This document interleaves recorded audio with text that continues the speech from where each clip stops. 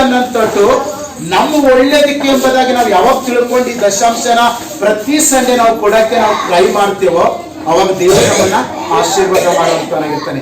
ಇದನ್ನ ನಾನು ದೇವರ ವಾಕ್ಯಕ್ಕೆ ವಿರುದ್ಧವಾಗಿ ನಾನು ಹೇಳ್ತಾ ಇಲ್ಲ, ಸತ್ಯವೇದ ಬೈಬಲ್ ಅಲ್ಲಿ ಇರೋದನ್ನೇ ನಾನು ತೆಗಿತಾ ಇದ್ದೀನಿ. ದಶಾಂಶ ಒಂದ್ ವೇಳೆ ನಮ್ಮ ಸಭೆ ಕೊಡ್ತಾ ಇಲ್ಲ ಅಂತ ತಿಳ್ಕೊಳ್ಳಿ, ಅವ್ರು ಕೊಡೋದ್ರ ಇಲ್ಲ ಅಂತ ನಾನು ಬಿಟ್ಕೊಟ್ಟ ಅಂತ ತಿಳ್ಕೊಳ್ಳಿ, ಬೇಡ ಅವ್ರು ಕೊಡೋದೇ ಬೇಡ ಅಂತ ಬಿಟ್ಕೊಟ್ಟ ಅಂತ ತಿಳ್ಕೊಳ್ಳಿ, ಅವ್ರು ಉದ್ಧಾರ ಆಯ್ತಾರ? ನೀವೇ ಆಲೋಚನೆ ಮಾಡಿ. ಅವ್ರು ಉದ್ಧಾರ ಆಯ್ತಾರ? ಬರೀ ಚರ್ಚಿಗೆ ಬಂದ ತಕ್ಷಣ ಉದ್ಧಾರ ಆಯ್ತಾರ? ಅವ್ರು ಪ್ರಾರ್ಥನೆ ಮಾಡಿದ ತಕ್ಷಣ ಉದ್ಧಾರ ಆಯ್ತಾರ? ಕಾಣಿಕೆ ಪಟ್ಟ ತಕ್ಷಣ ಉದ್ಧಾರ ಆಯ್ತಾರ?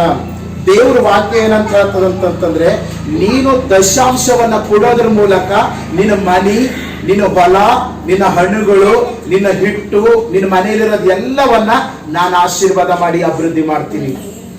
ಕರೆಂಟ್ ಇಲ್ಲ ಇವತ್ತು ಒಂದು 10ಕ್ಕ ಹಂಗ ಕರೆಂಟ್ ಹೋಗ್ಯದ, ಇನ್ನೂ ಕೂಡ ಬಂದಿಲ್ಲ. ಇಲ್ಲಾಂದ್ರೆ